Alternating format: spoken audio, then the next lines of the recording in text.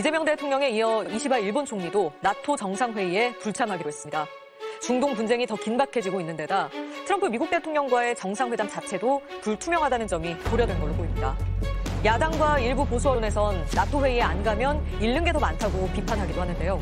과연 그런 건지 신재용 기자가 짚어봤습니다. 북대서양 조약기구 나토 정상회의는 24일부터 이틀간 네덜란드에서 열립니다. 미국과 영국, 프랑스 등 서방 32개국이 참여하는 군사 동맹입니다. 러시아의 우크라이나 침공 이후엔 한국과 일본, 호주, 뉴질랜드 4개국도 매년 초청해 왔는데요. 이번에도 참석하는 쪽이 유력했습니다.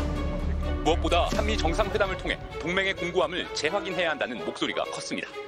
또 지난 3년간 가다 안 가면 괜한 오해를 살 수 있다는 우려도 나왔습니다. 미국의 이런 이 타격에 대한 나름대로 다른 해석을 하고 있다. 이제 그런 오해를 가져오시는 거예요. 이제 중국 경제에 미국이 생각하는 수준으로 동참하지 않겠다라는 그런 메시지로 읽힐 오해가 있다. 하지만 이재명 대통령 결국 참석하지 않기로 했습니다. 배경을 좀 더 살펴보면요. 미국이 이란 본토를 직접 타격하면서 중동 분쟁은 크게 요동치고 있습니다. 유가와 환율이 출렁일 수밖에 없는 상황에서 대통령이 자리를 비우기도 부담스러운데다가 원유 수입의 72%를 중동에 의존하는 우리가 대놓고 미국의 손을 들어주기도 쉽지 않습니다.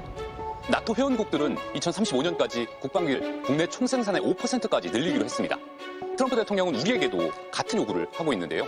나토에서 양국 간 조율되지 않은 돌발 요구가 나올 가능성 배제할 수 없습니다.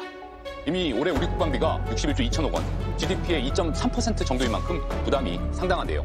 미군이 있는 일본이 1.8% 정도니까 시간을 두고 논의하자는 판단도 작용한 것으로 보입니다. 트럼프 대통령은 중동 문제 등을 이유로 앞서 G7 정상회의에서 중간에 가버렸습니다.